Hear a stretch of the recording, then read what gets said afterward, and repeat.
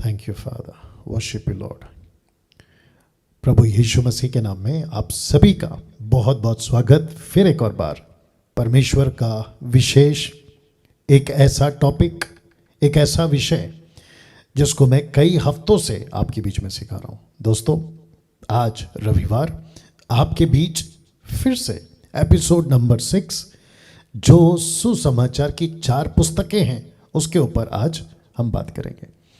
तो लिखा है आपके स्क्रीन के ऊपर, आप देख सकते हैं, study on 4 gospels, Matthew, mark, look, John. Hindi में 4 सुसमाचार की पुस्तकों पर अध्ययन, मत्ती, मरकुस, लूका और यूहन्ना की किताब। ना अगर इंट्रोडक्शन का लेसन या एपिसोड नंबर 1 आपने देखा होगा तो मैंने सेक्शंस डिवाइड किए हैं, हिस्से, पार्ट्स और कैरेक्टर्स, चरित्र, जिसमें यीशु की कम से कम 20, चारों किताबों को मिलाकर 20 ऐसे हिस्से हैं जिसमें से अभी तक यीशु की वंशावली का हिस्सा आपको सिखा चुका हूं, यीशु के जन्म का हिस्सा आपको सिखा चुका हूं, यूहन्ना बपतिस्मा देने वाले का हिस्सा आपको सिखा चुका हूं, यीशु का भी बपतिस्मा का हिस्सा आपको मैं सिखा चुका हूं। साथ ही साथ कुछ कैरेक्टर्स आपके बीच में मैं रख चुका हूं, यूसुफ और मरियम का, जकरिया और एलिशबा का, ज्योतिषों का, यूहन्ना बपतिस्मा का चरित्र आपके बीच में मैं रख चुका हूं। अब 20 में से 5वां हिस्सा, यीशु की परीक्षा का हिस्सा, टेम्पटेशंस ऑफ जीसस, 40 डेज का जो फास्टिंग थे उसमें आज उस पर बात करूंगा। फिर उसके बाद में यीशु का घोषणा करना, सुसमाचार को लेकर यीशु के चेलों को बुलाने का हिस्सा, यीशु का पहाड़ी उपदेश का हिस्सा और चमत्कारों का हिस्सा। लेकिन अभी आपके बीच यीशु की परीक्षा का हिस्सा, 40 दिन उपवास के, 40 डेज ऑफ फास्टिंग, आपके ठीक स्क्रीन के ऊपर आप लोग देख सकते हैं। ना मुझे एहसास है और मैं जानता हूं कि यीशु की परीक्षा के ऊपर, temptations of Jesus by Satan, हम सभी ने बहुत बार पढ़ा है, बट मेरा दावा है और आपको यकीन दिलाऊंगा कि जब ये एपिसोड नंबर 6 कंप्लीट हो जाएगा ना, आप खुद ही कहोगे कि बहुत डिफरेंट, बहुत बारीकी से, बहुत डिटेल में पास्टर डैनियल आपने हमको अध्ययन दिया है। ये बात की मैं आपको गारंटी देता हूँ।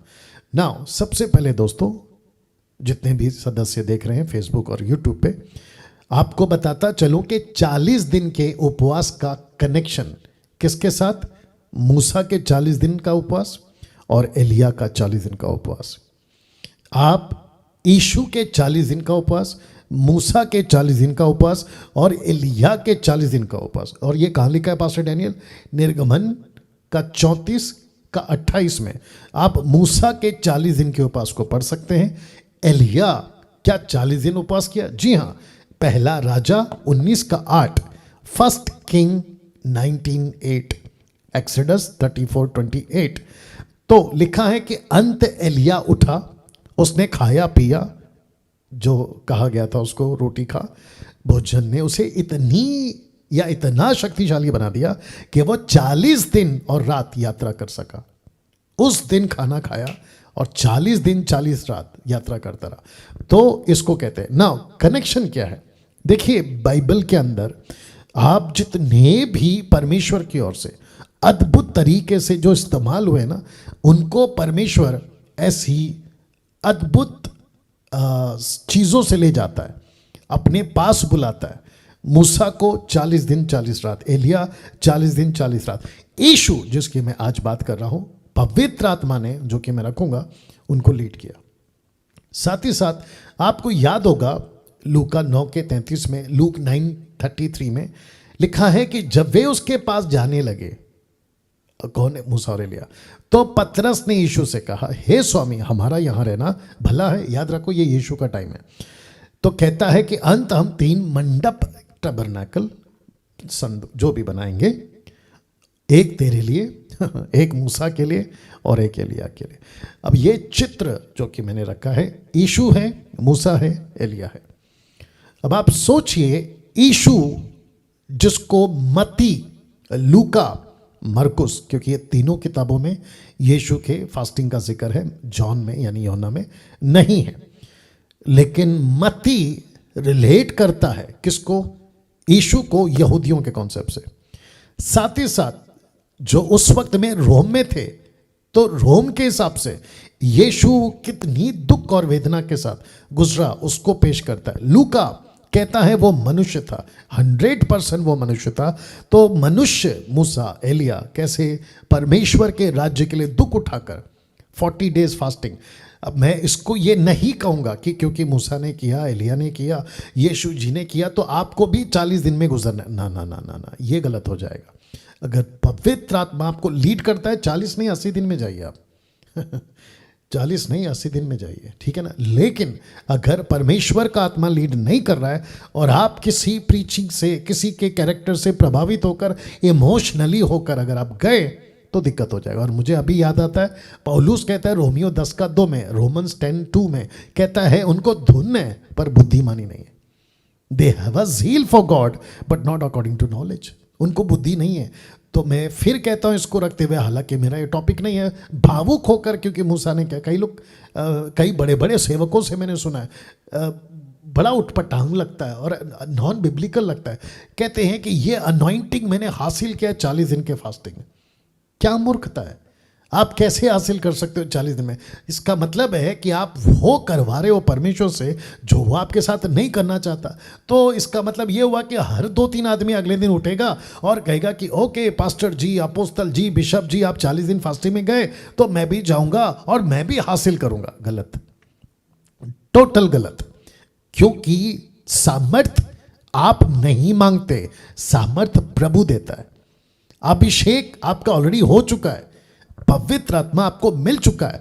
आपको जो भी पावर चाहिए ना पवित्र आत्मा का, वो मिनिस्ट्री के पर्पस में होगा। आप घर बैठ के आप टीवी देख रहे हो और कहोगे कि मैं 40 दिन का फास्टिंग में जाता हूं और मुझे पावर चाहिए, जैसा एलीशा ने एलिया से कहा आपका दुगना चाहिए। तो कोई कहता है कि मैं 40 डेज फास्टिंग में जाऊंगा और मुझे उसका सेवक का डबल चाहिए। नॉट पॉसिबल, मूर्खता है, नॉनसेंस है ये।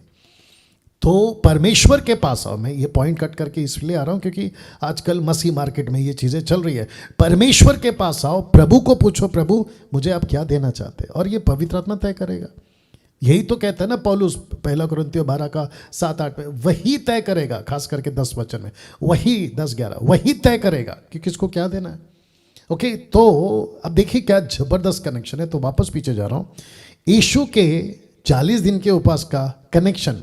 तो मूसा 40 दिन उपवास में गया, एलिया 40 दिन उपवास में गया और यीशु 40 दिन उपवास में गया। और इसका प्रूफ क्या है ये देख लीजिए, मैं आपको दे चुका हूँ और इसका कनेक्शन अद्भुत तरीके से आपको मैं यहाँ बता चुका हूँ, ये वाला।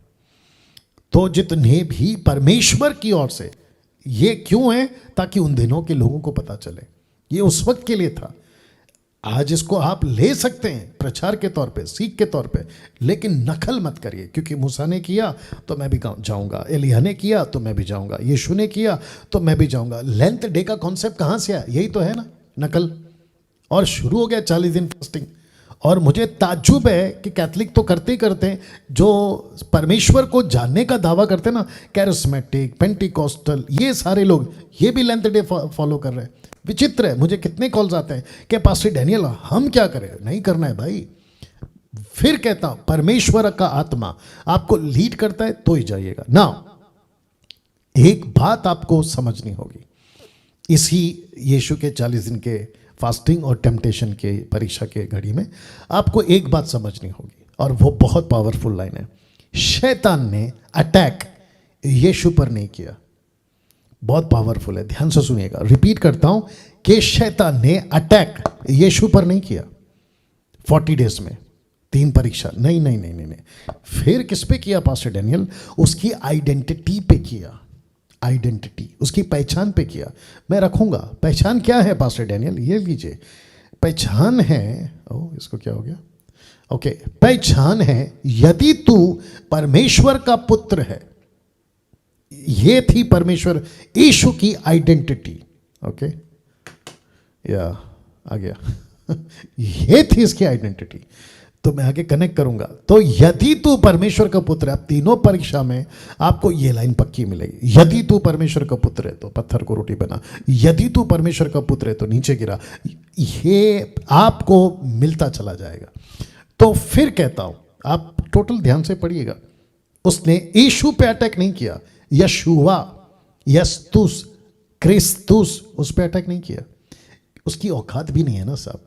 यीशु पे अटैक करने की शैतान की औकात भी नहीं है, क्योंकि शैतान को अच्छे से पता है कि ये कौन है। ये परमेश्वर को जानता है। याकूब 2:19, परमेश्वर को जानते हैं दुष्ट आत्माएं, शैतान, कि परमेश्वर कौन है। वो तो थरथराते हैं, क्या है इसकी औकात है। लेकिन उसने अटैक किस पे किया? इसकी आइडेंटिटी पे, टाइटल पे। आइडेंटिटी क्या थी? तू परमेश्वर का पुत्र है ना। लूका की किताब उसका 3 अध्याय वचन 22, लूक चैप्टर 3 वर्स 22 लिखा है, पवित्र आत्मा शारीरिक रूप में कबूतर की नाई उस पर उतरा और यह आकाशवाणी हुई। जरा ध्यान दीजिएगा कि पवित्र आत्मा कबूतर की नाई उतर रहा है, जॉन द बैप्टिस्ट देख रहा है, और आकाशवाणी हुई। क्या हुई? तू मेरा प्रिय पुत्र, मैं तुझसे प्रसन्न हूं। जैसे ही आकाशवाणी हुई, लूसीफर ने ये आइडेंटिटी को कैच किया, बोला ओके। जैसे अधन की वाटिका में परमेश्वर के स्वरूप में, समानता में, लाइकनेस एंड इमेज, आदम और हवा, उसके बावजूद वो आता है, टेम्प्ट कर जाता है। आप सोच के देखिएगा, तो किसको टेम्प्ट किया? ऑफ कोर्स उस अधिकार को। और यहां पे भी लूसीफर, मैं पीछे जा रहा हूं, यहां पे भी लूसीफर ने यीशु पे अटैक नहीं किया, उसकी आइडेंटिटी पे अटैक किया। इसको मैं क्यों कह रहा हूं पास्टर डैनियल, ये आप हमको क्यों कर रहे हैं? आपकी आइडेंटिटी क्या है? तो व्यक्ति पे वो अटैक नहीं कर रहा है।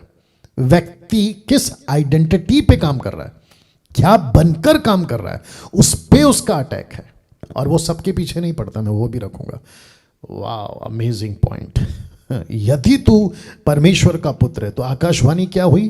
तू मेरा पुत्र है, तू मेरा पुत्र है। वाह, इसको उसने पकड़ा। अब बात करते हैं यीशु की परीक्षा के हिस्से की। मतलब 4 किताबें, माफ करिए 3 किताबें, मत्ती, मरकुस, लूका के अनुसार। इसमें से ये तीनों जो पुस्तक है, उसका जो इंट्रोडक्शन पार्ट है, मैं वो पहले रखूंगा। तो पवित्र आत्मा द्वारा यीशु जंगल में 40 दिन के लिए, आप देख सकते हैं, और मुझे खुशी है कि ये फोटो मुझे मिल गया, कि जानवरों के बीच में, जंगली जानवरों के बीच में, वाइल्ड एनिमल्स, या उनके बीच में यीशु मसीह हैं। तो पवित्र आत्मा द्वारा यीशु जंगल में 40 दिन के लिए, ये टाइटल है। ओके ना, मत्ती का 4 का 1 से 2 तक में पहले पढ़ लेते हैं। लिखा है, तब उस समय आत्मा यीशु को जंगल में ले गया। कौन ले गया? पवित्र आत्मा। ओके मैं वो भी रखूंगा कि पवित्र आत्मा का कनेक्शन, ओके, ताकि इब्लीस से उसकी परीक्षा हो। वो 40 दिन 40 रात निराहार रहा, अंत में उसे भूख लगी। अभी इसी को मरकुस क्या कहता, देखो मरकुस 1 का 12 से 13 तक में, तब आत्मा ने तुरंत उसको जंगल की ओर भेजा। यहाँ पे लिखा है ले गया, और लिखा है भेजा। और जंगल में 40 दिन तक शैतान ने उसकी परीक्षा की, और वह वन पशु, वाइल्ड एनिमल, जंगली जानवरों के साथ रहा, और स्वर्गदूत उसकी सेवा करते रहे। लूका क्या कहता है, देखो 4 का 1 से 2 तक में, फिर यीशु पवित्र आत्मा से भरा हुआ यरदन से लौटा, और 40 दिन तक आत्मा के सिखाने से जंगल में फिरता रहा, और शैतान ने उसकी परीक्षा करता रहा। और उन दिनों में उसने कुछ ना खाया, और जब ये दिन पूरे हो गए तो उसे भूख लगी, तो ये जो 3 पुस्तकें हैं ना, मत्ती, मरकुस, लूका, ये एंगल देती हैं कि जंगल में पवित्र आत्मा ने ले गया, जंगल में पवित्र आत्मा ने भेजा। लूका कहता है कि यीशु पवित्र आत्मा से भरा हुआ जंगल में गया। अमेजिंग नहीं? या शैतान ने परीक्षा कब की? यीशु की। ये फोटोज मैं इसलिए रखता हूं ताकि आपको कनेक्ट कर सकूं, अन्यथा दूसरा कोई मकसद नहीं है। शैतान ने परीक्षा यीशु की कब की? ये आपको जानना बहुत जरूरी है। जब यीशु के साथ ये 3 बातें हुई। कौन कौन सी बातें? पहला, पुत्र बन गया था। दूसरा, पवित्र आत्मा मिल गया था। तीसरा, जब उपवास में था। मैं आपको एक एक चीज समझा देता हूं। पुत्र, मैंने अभी कहा ना, उसकी आइडेंटिटी थी। बोला ओके, अब ये एक टाइटल लेकर घूमेगा 3.5 साल, ये टाइटल लेकर काम करेगा। ये पास्टर का टाइटल, ये बिशप का टाइटल, अपोस्टल का टाइटल, डॉक्टर का टाइटल, ब्रदर का टाइटल, पता नहीं क्या क्या टाइटल, 5-fold मिनिस्ट्री का टाइटल जो बिब्लिकल है, उसको लेकर जब ये शहर गांव बस्ती में घूमेगा तो शैतान बोलता है ओके अब इसके ऊपर आऊँगा मैं, तो वो टेम्प्ट लाता है। दूसरा, पवित्र आत्मा जब मिल गया, बोला ओके अब तो ये पावरफुल बन गया, तो इसको तो चेक करना ही पड़ेगा और मैं रखूंगा वचन। ताक में रहता है शैतान। पतरस ने कहा ठीक है ना। मुझे तीसरा क्यों अच्छा लगा, और यहाँ पे बात उपवास की नहीं है, बात यहाँ बर्डन की है। मुझे सेवा का बोझ है। यीशु क्या कहता है, मुझे सेवा का बोझ है, मैं सेवा के बोझ के साथ जाना। क्या करें, चलो फास्टिंग में।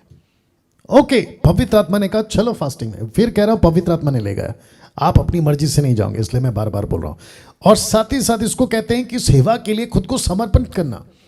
तो शैतान ने बोला ओके, मैं वापस टाइटल रख देता हूं, पीछे जा रहा हूं। शैतान ने परीक्षा कब की, तो शैतान ने परीक्षा पुत्र बना तब की, पवित्र आत्मा मिला तब की, और जब उसने डिसाइड किया कि अभी मैं मसीह के प्रभु के राज्य के लिए कुछ करूंगा। किसने, यीशु ने।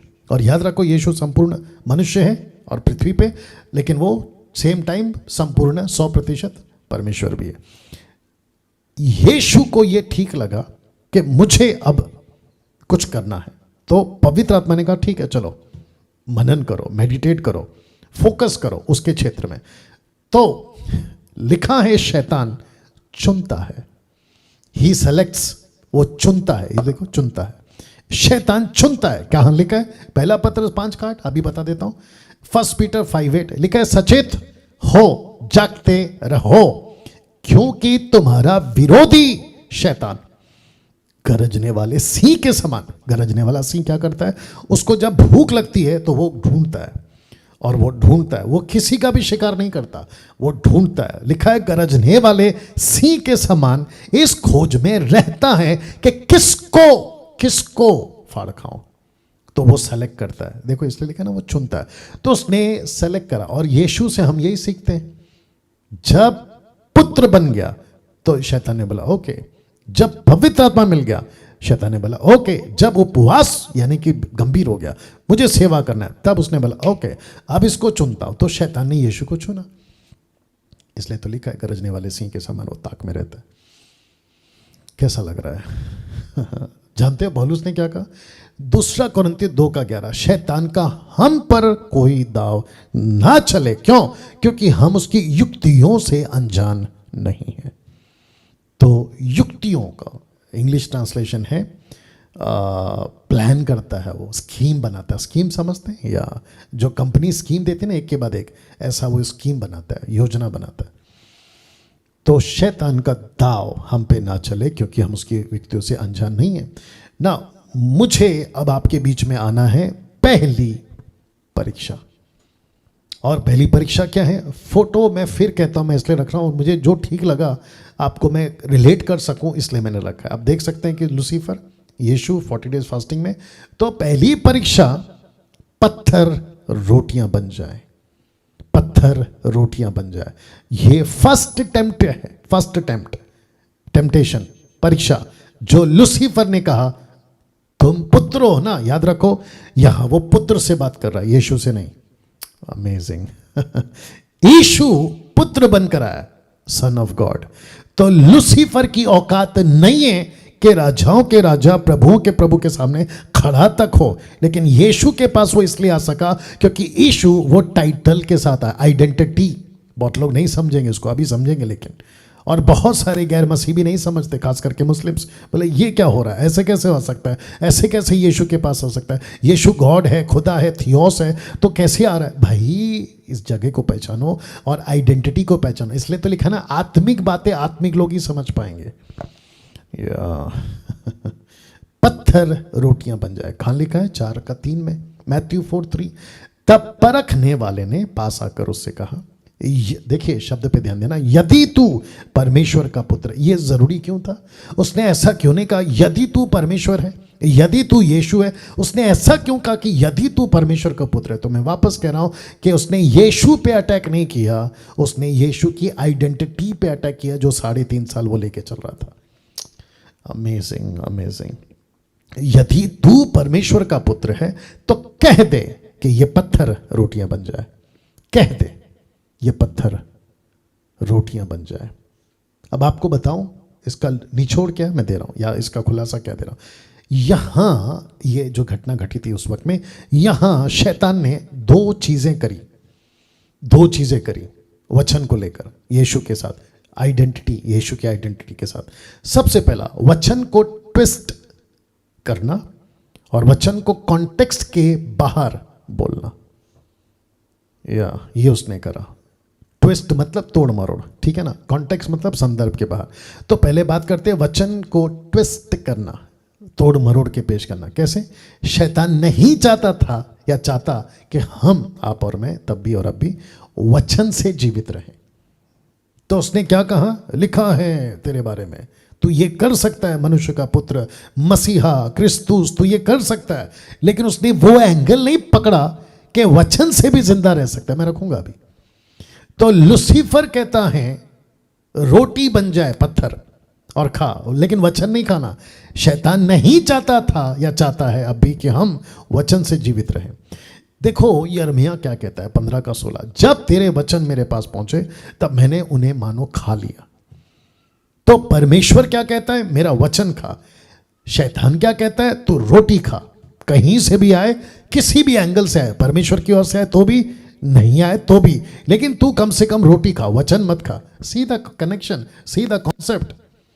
अब आप सोच के देखिए, इसलिए तो उसने कहा ना, मैं फोटो में इसलिए पीछे जा रहा हूं, इसलिए उसने कहा तू रोटी बना सकता है पत्थर का, तू तो मनुष्य का पुत्र है, अरे तू तो परमेश्वर का पुत्र है, अरे तुझसे तो परमेश्वर खुश है और तेरे बारे में तो लिखा भी है।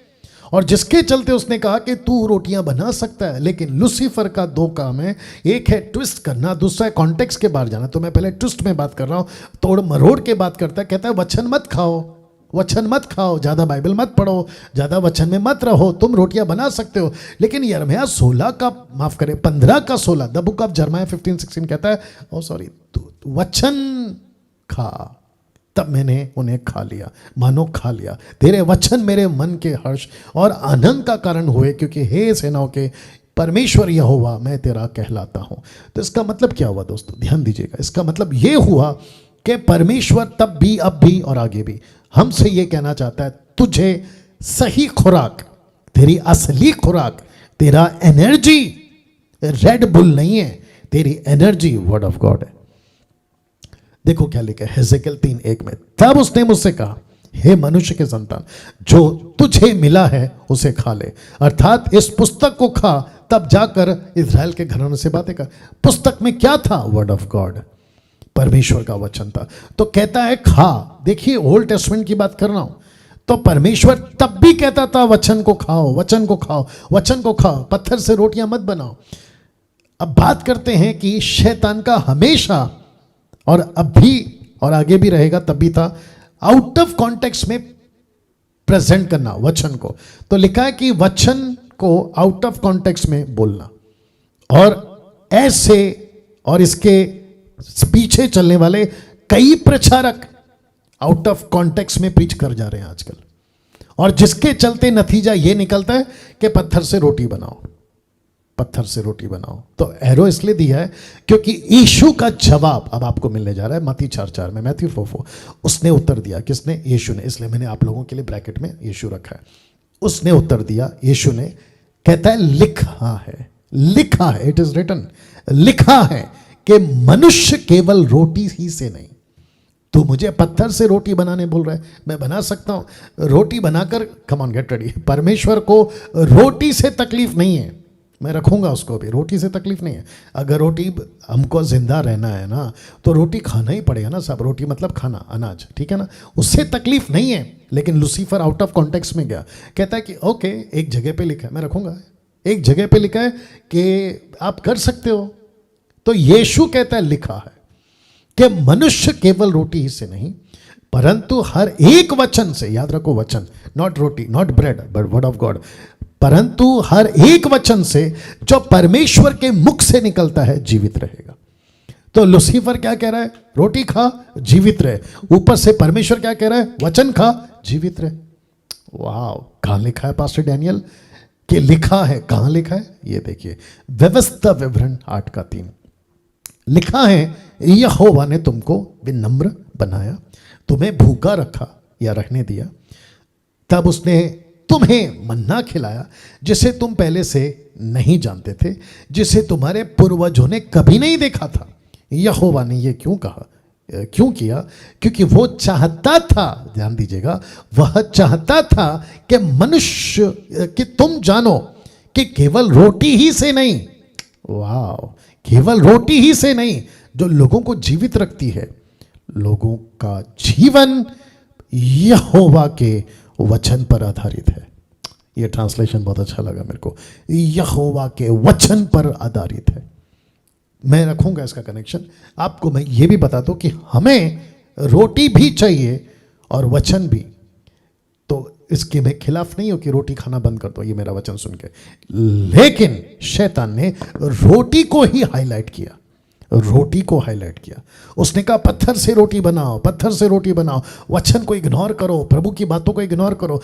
आजकल बहुत से मसीह लोग पत्थर से रोटियां बना रहे हैं, पत्थर से रोटी बन जाए, यही वे चाहते हैं, यही चाहते हैं। कुछ चमत्कार हो जाए कहीं से भी और कैसे भी, बस चमत्कार हो जाए, इसलिए रखा हूं ये। कुछ भी हो जाए, हमको शॉर्टकट चाहिए, लॉन्ग कट नहीं चाहिए। अभी बीच में किसी ने कॉल किया था और कहा कि उस एक व्यक्ति है, एक फैमिली है, उसको पैरालाइज हो गया, उसको काउंसलिंग करना है। बट उसने कहीं भी वीडियो देखा था, पंजाब में कोई है, नाम नहीं लूँगा, कहते हैं कि 20-25 हज़ार लेता है, तेल पानी देता है और कहता है कि आपका पैरालाइज ठीक हो जाएगा। 2-3 वीडियो उसने दिखाई है और कुछ लोग ठीक हो गए। अब वो कैसे हो गए अपना अलग विषय है वो। और जिसके चलते, हाँ ये बात तो ज़रूर कहूँगा कि तेल पानी पैसे से कभी कोई ठीक प्रभु नहीं करता, ठीक है ना। तो मैंने उसको कहा कि उसको बाइबल का वचन खिलाओ, वचन खिलाओ, और जब वो प्रभु को जानेगा ना, तब वो चमत्कार को पाएगा। तो आज कई लोग हैं, मैं रखा हूं, आज कल बहुत से मसीह लोगों को बस कहीं से भी कुछ चमत्कार हो जाए, कहीं से भी कुछ चमत्कार हो जाए। हमको मतलब नहीं है कहां से आ रहा है, लूसीफर से आ रहा है, इल्यूमिनाटी से आ रहा है, संसार से आ रहा है, दुष्ट आत्माओं से आ रहा है, मतलब कुछ भी कर दो लेकिन चमत्कार हो जाए। मेरी शादी हो गई, बच्चे नहीं हो रहे, हमको बच्चा चाहिए, बस उससे मतलब है। लड़की नहीं चाहिए, लड़का चाहिए, ये वाला भी कॉन्सेप्ट है। वीज़ा नहीं आ रहा है ऑस्ट्रेलिया का, अमेरिका का, कनाडा का, हमको वीज़ा चाहिए, कहीं से भी आ जाए। ओके, कितना पैसा देना है पास्टर को? 10,000, 20,000, 1 लाख दे दो, लेकिन मेरे को वीज़ा चाहिए, मेरे को नौकरी चाहिए, मेरा बिजनेस ठीक हो जाए, कहीं से भी आ जाए। लेकिन इसी को कहते कि पत्थर से रोटी बन जाए, लेकिन वचन नहीं चाहिए। यीशु हमेशा वचन को कॉन्टेक्स्ट में ही बोलता है, कॉन्टेक्स्ट में ही बोलता है। यीशु ने नहीं कहा शैतान को, मैं रखूंगा भी, शैतान को नहीं कहा ओ ठीक है मुझे भूख लगी, और वो ऑब्वियस था कि उनको भूख लगी थी और वो चाहते, याद रखो आप फास्टिंग में नहीं है, उसके बावजूद आपको रोटी चाहिए। आप अच्छा खासा खा रहे हैं ना, तो उसके बाद जब आपका पेट भरा है तो रोटी के जगह वचन खाओ, दूसरे शब्दों में वचन पे मेडिटेट करो। यीशु तो कर सकता था, उसका तो 40 डेज फास्टिंग था, कर सकता था, नहीं किया। तो यीशु ने ये सबक दी। तो क्या सबक दी? पहली परीक्षा का निचोड़ या सीख क्या है? परमेश्वर से जबरदस्ती कुछ मत करवाइए, उसकी मर्जी होगी तो वो करेगा। कैसा लगा? रिपीट करता हूं कि परमेश्वर से जबरदस्ती कुछ मत करवाओ। कुछ लोग कहते हैं कि अगर मेरी प्रार्थना नहीं सुनी गई तो मैं और प्रार्थना करूंगा। कहते हैं ना मत्ती 7:7 में, उसको पकड़ कर बैठ के मांगो मांगते रहो, ढूंढो ढूंढते रहो, खटखटा। वो एक वचन है, दूसरा वचन अभी मैं रख रहा हूं, वो भी तो देख लिया करो ना। जिस चीज में, चलो रख देता हूं, पहला यूहन्ना 5:14, 1 जॉन 5:14 कहता है हमें उसके सामने जो हिया होता है वह यह है कि यदि हम उसकी इच्छा के अनुसार कुछ मांगते तो वो हमारी सुनता है। अभी मेरा काम नहीं हो रहा है, कुछ लोग कहते हैं मेरा काम नहीं हो रहा है, मैं क्या करूं? मैं मांगूंगा, कब मांगूंगा? और मांगूंगा, फिर क्या करूंगा?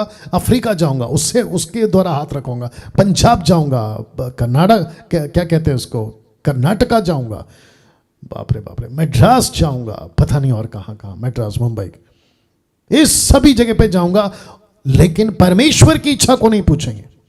एक बार पूछ लो ना कि परमेश्वर तेरी इच्छा क्या है। देखिए मुझे याद आ रहा है, गतसमनी के बाग में यीशु मसीह बहुत वेदना के साथ प्रार्थना कर रहे थे, ठीक है ना। उस प्रार्थना में वो इतना कठिन समय था क्योंकि एक बहुत बड़े चुनौती, चैलेंज के साथ उनको क्रूस उठाना था। तो उन्होंने कहा ये कटोरा, मतलब ये जो टॉर्चर है, ये हट जाए। लेकिन अगले ही पल उन्होंने क्या कहा, क्योंकि अगला पल का जो स्टेटमेंट है ना, वो परमेश्वर को दर्शाता है, परमेश्वर की ज्ञान को दर्शाता है। उसने कहा लेकिन तेरी इच्छा पूरी हो। आज हम क्या कहते हैं, हे परमेश्वर तेरी नहीं मेरी इच्छा पूरी हो। अब बताइए आप, कितना गलत स्टेटमेंट है। मैं ये चाहता हूं, सुबह उठते नहीं है कि लंबी लिस्ट बना लेते हैं, पुरुष हो या स्त्री, आज ये चाहिए ये चाहिए ये चाहिए, ये करना है वो करना है। और कुछ विचित्र preachers, prosperity preachers, prosperity puppets preachers, वो क्या कहते हैं, confess brother, confess sister, you have to confess. Come on, confess करो कहते हैं, सीक्रेट बुक का कॉन्सेप्ट है ये। कन्फेस करो, जो तुम कन्फेस करोगे वही आएगा। और नॉन बिब्लिकल स्टेटमेंट उठाते हैं, आउट ऑफ कॉन्टेक्स्ट। कहीं पे कुछ लिखा होगा कि मुंह से कबूल करो आपको चीजें मिल जाएगी, तो फिर परमेश्वर की इच्छा का क्या करें। तो वापस रख रहा हूं कि परमेश्वर से जबरदस्ती कुछ मत करवाइए। पत्थर से रोटी बन सकती है, ऐसे ऐसे बन सकती है, लेकिन नहीं बनाया। यीशु ने नहीं बनाया दोस्त, यीशु ने नहीं बनाया, उसकी इच्छा मांगी है। आई होप आप लोग समझ गए। तो ये था पहली परीक्षा। अब बात करते दूसरी। दूसरी परीक्षा में भी वही कॉन्सेप्ट है, यदि तू परमेश्वर का पुत्र है तो अपने आप को नीचे गिरा दे। इसके ऊपर आऊंगा, ठीक है ना। तो दूसरी परीक्षा, दूसरी परीक्षा आइए पढ़ते मती के किताब से ही। तब इब्लीस उसे पवित्र नगर में ले गया, यानी यरूशलेम मंदिर में, और मंदिर के कंगूरे पर टॉप पे खड़ा किया और उससे कहा यदि तू परमेश्वर का पुत्र है तो अपने आप को नीचे गिरा दे, क्योंकि लिखा है कि वह तेरे विषय में, मतलब पिता की बात हो रहा है, पिता तेरे विषय में अपने स्वर्गदूतों को आज्ञा देगा और वे तुझे हाथों हाथ उठा लेंगे, कहीं ऐसा ना हो कि तेरे पांव में पत्थर से ठेस लगे। वाह।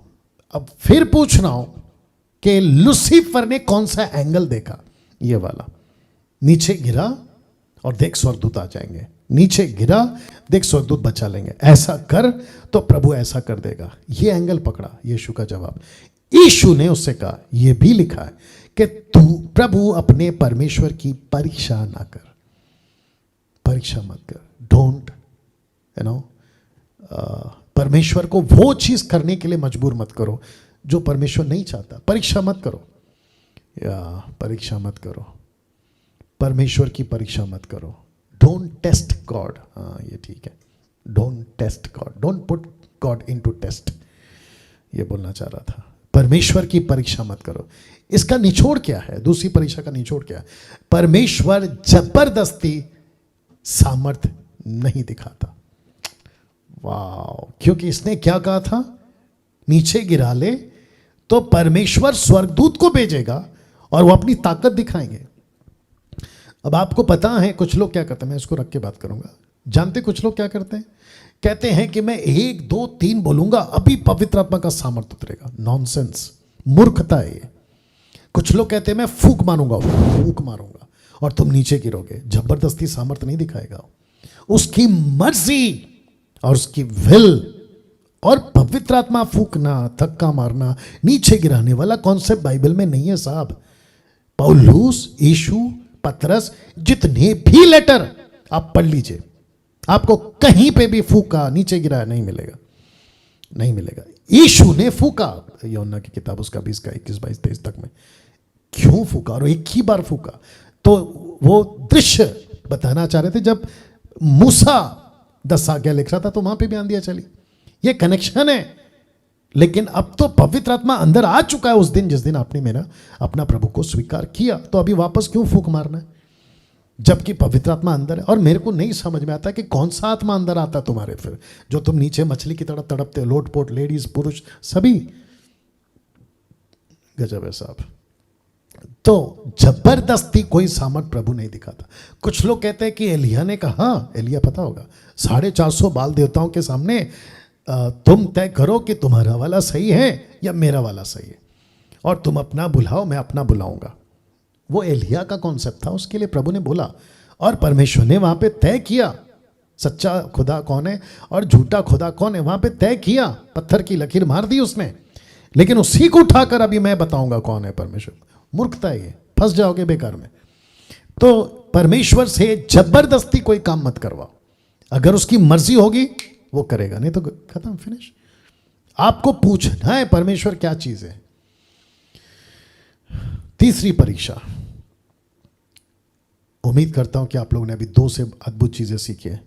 वचन 8, मत्ती का 4:8, फिर शैतान उसे, यानी ब्रैकेट में यीशु को, एक बहुत ऊंचे पहाड़ पर ले गया और सारे जगत के राज्य और उसके वैभव दिखाकर उससे कहा कि यदि तू गिरकर मुझे प्रणाम करे तो मैं ये सब कुछ तुझे दे दूंगा।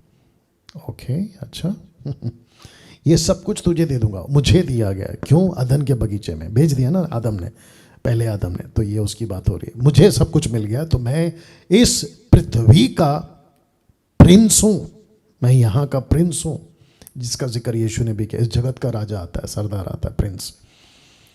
ओके, शैतान, यहां शैतान क्या करवाना चाह रहा है, मैं आपके बीच में रखने जाऊंगा।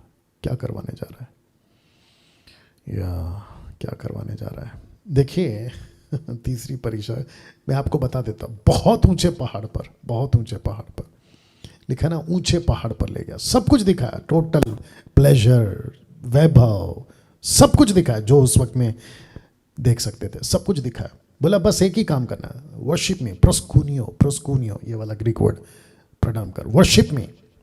ओके, तो प्रश्न उठता है कि शैतान यहां क्या करवाना चाहता है। देखिए उसने पहला क्या कहा, एक काम कर, तेरे लिए भूख लगी है, पत्थर को बोल रोटी बन जाए तो तू खा लेना। दूसरा, परमेश्वर तेरे पास से अगर खुश है तो मैं देखना चाहता हूं कि तुझे जब नीचे गिर रहा होगा तो वो तेरे को बचाने आएगा कि नहीं आएगा। लेकिन अब उसने ना लेवल क्रॉस कर दिए। उसने बोला धो से तो पहले वाले में नहीं फंसा, दूसरे वाले में नहीं फंसा, अब इसमें फंसेगा। मैं उसको पूरा प्लेजर, और किसको? यीशु को नहीं, यीशु की आइडेंटिटी को दिखा रहा है, ये मैं आपको बता चुका हूं। दरअसल स्पेलिंग चेक कर लेना, मैं जो रखूंगा। दरअसल वो कहना क्या चाह रहा है, क्या करवाना चाह रहा था? Don't die on the cross, ठीक है, क्रूस पे मत मर वर्शिप में। इसका मतलब है अगर तू मुझे वर्शिप करेगा तो मैं क्रूस पे मरने नहीं दूंगा, क्योंकि तेरा परमेश्वर जिसको तू एक आइडेंटिटी लेकर है ना, मेरा पुत्र है, तो वो चाहता है कि तू क्रूस पे मरे। और क्योंकि अगर तू क्रूस पे मर गया यीशु, तो मेरा जो होल्ड है, मेरा जो पकड़ है ना पृथ्वी पे, वो छूट जाएगा। तो उसने कहा कि ओके, मैं तुझे सब कुछ दे रहा हूं, जो चाहिए सब दे रहा हूं, but worship me. Worship me का मतलब है फॉलो मी। आप जिसकी वर्शिप करते हैं उसको फॉलो करते हैं, गॉट द पॉइंट। अगर आप लूसीफर की वर्शिप कर रहे हैं, आप लूसीफर को फॉलो कर रहे हैं। अगर आप परमेश्वर की वर्शिप कर रहे हैं तो आप परमेश्वर को फॉलो करें। तो उसने क्या करवाना चाह रहा है? वो कह रहा है don't die on the cross, क्रूस पे मत मर, क्रूस पे मत मर, मेरे को फॉलो कर। Worship means obedience, obedience, worship means obedience. या तो इसका मतलब यह हुआ कि जब आप और मैं ये ठान लेते हैं कि हम किसी की वर्शिप करेंगे, किसी को फॉलो करेंगे, तो आप उसी की सुनते हो। आइए सुनते हैं यीशु ने क्या कहा। वो वर्शिप मीन्स ओबीडियंस। वचन 10, तब यीशु ने उससे कहा, हे शैतान दूर हो जा, गेट आउट, दूर हो जा, क्योंकि लिखा है तू अपने प्रभु अपने परमेश्वर को प्रणाम कर, प्रस्कुनियो, और केवल उसी की उपासना कर। दूसरे शब्दों में तू उसको फॉलो कर। आजकल के जो वर्शिपर्स हैं उनको गुस्सा आएगा, कोई बात नहीं, बोलना जरूरी है, बचा लेंगे शायद उनको हम बोलकर। उनको सिर्फ वर्शिप से मतलब है, गिटार से मतलब है, कीबोर्ड से मतलब है, रिदम से मतलब है, जो भी जितने भी इंस्ट्रूमेंट्स होते हैं उनसे मतलब है। उनको वीडियो एल्बम से मतलब है कि कितनी बिक रही है, कितनी व्यूवर्स हैं, कितने लाइक्स हैं, और मुझे यूट्यूब से कितना पैसे आ रहा है, इस पे मतलब है, इस पे फोकस है। लेकिन मुझे वर्शिप कर, मुझे प्रणाम कर, और केवल मेरी उपासना कर, मतलब मेरे को फॉलो कर। मैं रख देता हूँ, वापस रख देता हूँ। वर्शिप मीन्स ओबीडियंस, आज्ञाकारी रहना। तो लूसीफर कहता है ना, तू क्रूस पे नहीं मरना, अगर तू मुझे वर्शिप कर रहा है तो फॉलो मी, और मेरे को फॉलो करने का मतलब है क्रूस पे मत मर। यीशु कहता है, रख दे रहा हूं, यीशु कहता है सबसे पहला दूर हो, गेट आउट। तेरी हिम्मत कैसी हुई? मैं यीशु हूं, ये बात सही है, लेकिन जो आइडेंटिटी मैं लेकर चल रहा हूं, यदि तू परमेश्वर का पुत्र, ये वाला कॉन्सेप्ट, उसके बावजूद मैं तुझे कह रहा हूं दूर हो जा, क्योंकि लिखा है तू प्रभु अपने परमेश्वर को प्रणाम कर, केवल उसी की उपासना कर।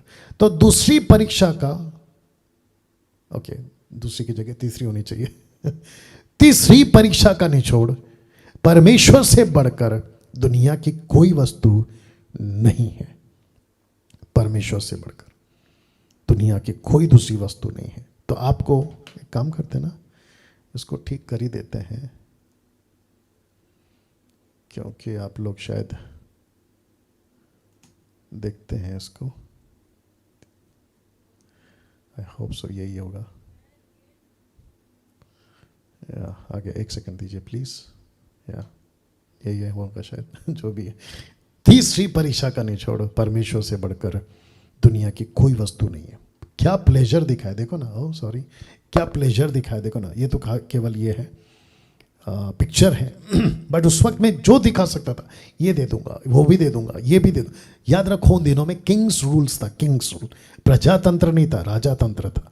ये मेरा इलाका है तो ये मैं राज करूंगा, वो मेरा इलाका है। तो लूसीफर कहता है कि ओके, ये भी तेरा, ये भी तेरा, मैं देख लूंगा पिलातुस क्या करता है, मैं देख लूंगा हेरोदेस क्या करता है, मैं देख लूंगा बाकी किंग्स क्या करते हैं, मैं देख लूंगा, लेकिन तू मुझे वर्शिप करेगा ना, मैं सबको तेरा गुलाम बना दूंगा। और एंटी क्राइस्ट, याद रखना, एंटी क्राइस्ट पूरी दुनिया पे रूल करेगा। क्यों? क्योंकि anti Christ will be the worshipper of devil. Okay, you got the point. Anti Christ पूरी दुनिया पे वन गवर्नमेंट वन रिलीजन क्यों राज करेगा? क्योंकि वो एंटी क्राइस्ट लूसीफर का वर्शिपर होगा। और लूसीफर को जो वर्शिप करेगा, आज भी एलिमिनेटीज, आज भी आपको स्टार बनना है, अपने आत्मा को बेचो लूसीफर को, you will become star in one day, in one night. पैसे वाले बन जाओगे, फेमस हो जाओगे, XYZ। या बहुत पावर है। तो इसका निचोड़ ये है कि परमेश्वर से बढ़कर दुनिया की कोई वस्तु नहीं है, दुनिया की कोई वस्तु नहीं है। लूका का एंगल, ठीक है, एंगल, लूका का एंगल, ये लूका का एंगल है, ठीक है ना। और शैतान ने उससे कहा, यदि तू परमेश्वर का पुत्र है तो इस पत्थर से कह के रोटी बन जाए। अब इसमें थोड़ा सा चेंज है, मैं बताऊंगा। यीशु ने उसको उत्तर दिया, लिखा है मनुष्य केवल रोटी से नहीं जीवित रहेगा। तब शैतान ने उसे ले गया, उसको पल भर में जगत के सारे राज्य, ये बीच में आ गया, जो मत्ती में लास्ट था ये सेकंड में आ गया, जगत के सारे राज्य दिखाए। उससे कहा मैं ये सब अधिकार, उनका वैभव तुझे दूंगा, क्योंकि वह मुझे सौंपा गया डिटेल में, जैसा जिसे चाहता हूं उसको दे देता हूं। मत्ती ऐसा नहीं बोल रहा है, लूका ऐसा बोल रहा है। इसलिए यदि तू मुझे प्रणाम करे तो ये सब वस्तुएं मैं तुझे दे दूंगा, तेरा हो जाएगा। यीशु ने उसको उत्तर दिया, लिखा है तू प्रभु अपने परमेश्वर को प्रणाम कर, केवल उसी की उपासना कर, मतलब only follow God, that's it, ये वाला कॉन्सेप्ट। तब उसने उसे यरूशलेम में जाकर मंदिर के कंगोरे पर खड़ा किया, जो वहां सेकंड था, ये यहाँ पे लास्ट में आ गया। यदि तू परमेश्वर का पुत्र है तो अपने आप को यहाँ से नीचे गिरा दे, क्योंकि लिखा है वह तेरे विषय में अपने स्वर्गदूतों को आज्ञा देगा कि वे तेरी रक्षा करें, और वे तुझे हाथों हाथ उठा ले, ऐसा ना हो कि तेरे पाँव में पत्थर से ठेस लगे। वचन 12, यीशु ने उसको उत्तर दिया, यह भी कहा गया है तू प्रभु अपने परमेश्वर की परीक्षा ना करना। तब जब शैतान सब परीक्षा कर चुका, तब कुछ समय के लिए उसके पास से चला गया, उसके पास से चला गया। नाउ आपको मैंने टोटल 3 पुस्तकों का एंगल दिया, मत्ती, मरकुस, लूका। मरकुस उतना डिटेल में नहीं गया जितना मत्ती और लूका गया। अब आपको मैंने लूका का भी एंगल दे दिया।